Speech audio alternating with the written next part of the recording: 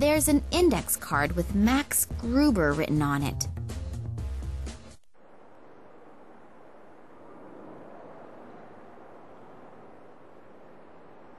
That's an escape plan with all of the rooms in the museum.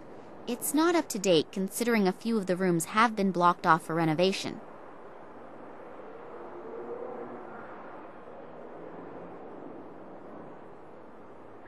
On this list are the names of the employees of the museum. Scientific Director, Vladimir Kalenkov, Office 5. In Office 4, there is this Max Gruber.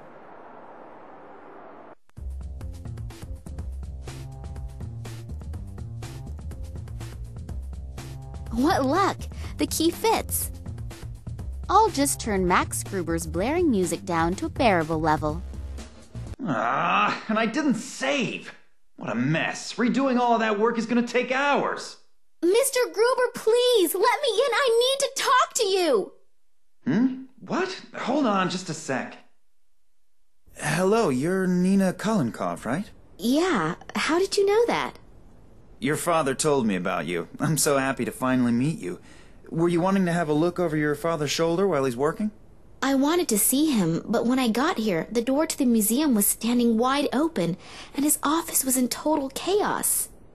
Oh yeah, Eddie was crouching, completely terrified inside the reproduction of the Tyrannosaurus Rex, and was stammering something about floating creatures. Doesn't exactly sound like a strict observation of the work rules. But I'm not at fault. I haven't come out of my office for hours. What does your father have to say about it? That's exactly it. He's gone. Gone? What do you mean gone? He couldn't have just disappeared into thin air. I have a sneaking suspicion that something terrible has happened here. You really didn't see anything? No, unfortunately not. Did you notice anything out of the ordinary recently? Any strange occurrences? Was my father behaving differently than usual? No, not really. We haven't seen much of each other in the last couple of days. I was under a lot of stress, and he seemed like he had a lot to do, too. Darn. Maybe you should get the police involved. The whole thing sounds a bit unsettling. Yeah, I already tried, but they don't seem to be interested in my father's disappearance. The caretaker was totally out of his mind, stammering something about men in black robes and strange voices. Eddie? Well, you know, he's a really great guy, but... But he likes to hit the bottle, I know. But I've never seen him like that before. He seemed like something had really scared him. Well, if someone really was here, then Eddie might have seen something, and combine his lively imagination with a bottle of whiskey. Yeah, but I think I'll go ahead and talk to him as soon as he's gotten a hold of himself again anyway. He's the only one who might be able to help me. My father's room looks like it's been rummaged through. Do you know what my father was working on last? Not exactly. Actually, he was supposed to have been taking inventory. We're renovating. Yeah, I know, but... But he mentioned recently that the inventory wasn't top priority right now. Something came up that he wanted to tend to first. You don't happen to know what that was, do you? No, like I said, I was stressed out too. I'll just keep looking. I'm beginning to feel like Eddie does.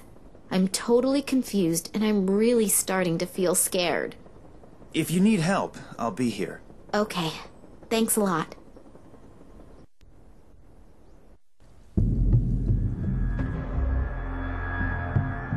Who are you, and what are you doing here? I could ask you the same thing. Detective Kansky. I'm leading the investigation here, and who are you? Me? Nina Kalenkov. I called you. Well, well. So I hear your father disappeared. Yeah, I arrived here and wanted to see my father. He said he'd still be at the museum, and when I got here, the door to the museum was ajar, and it looked like a bomb had hit his office. I'm really worried. Thanks for coming. I thought the police wouldn't be able to help me as long as my father's life wasn't in danger. Listen, girlie. I've been in the business for almost 40 years. I know when something stinks. And this thing really stinks. And if you have something to do with this, then come out with it. I'll find out sooner or later. Hello? I called the police. Well, more like, I tried to get them to come here. Why would I do that if I had... Criminals always do the most illogical things.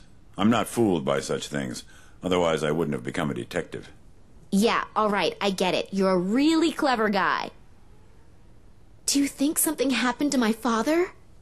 Hard to say. Do you have any idea what could have happened here? I can't believe that my father could have created such a mess. I don't even know your father. But we can't rule out anything. Do you really mean to say that... I'm not saying anything at all, dearie. I just take all possibilities into account as long as the facts aren't on the table. If you find something out, you'll let me know right away, right? Yeah, I need your phone number and address anyway. And don't leave the city. I might have some more questions. Now get out. You're just getting in the way and messing up the evidence. Strange guy, this detective, eh? Yeah, and not exactly the friendliest of his profession. But maybe you have to be like that in his job. Yeah, could be. The main thing is that he finds out what happened to my father. At least there's someone who believes that something is completely and utterly wrong. I believe you too. Thanks. And I'd like to help you too. I don't need to go to bed anymore anyway, and I can always sleep when I'm dead. So, if I can do something for you... That's really nice. Just check and see if your father has already got home. He might be worried already and is going to sentence you to 2 weeks without allowance because you're late. Yeah, that'd be nice. Unfortunately, I won't be back at the office until this evening. But please come by or call me. If your father is back, then we'll have something to celebrate. If not, then maybe I can do something for you. Okay, I will do that. See you tomorrow, and good night. Good night. And sleep well. You too.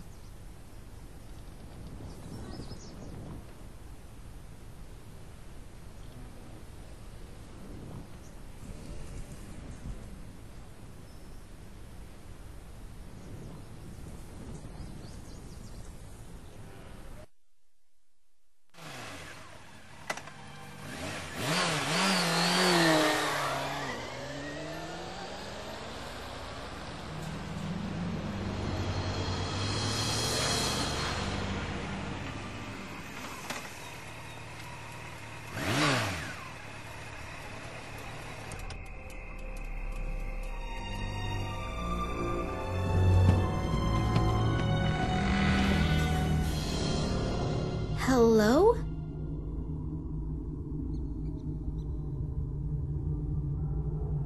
Dad? Are you home?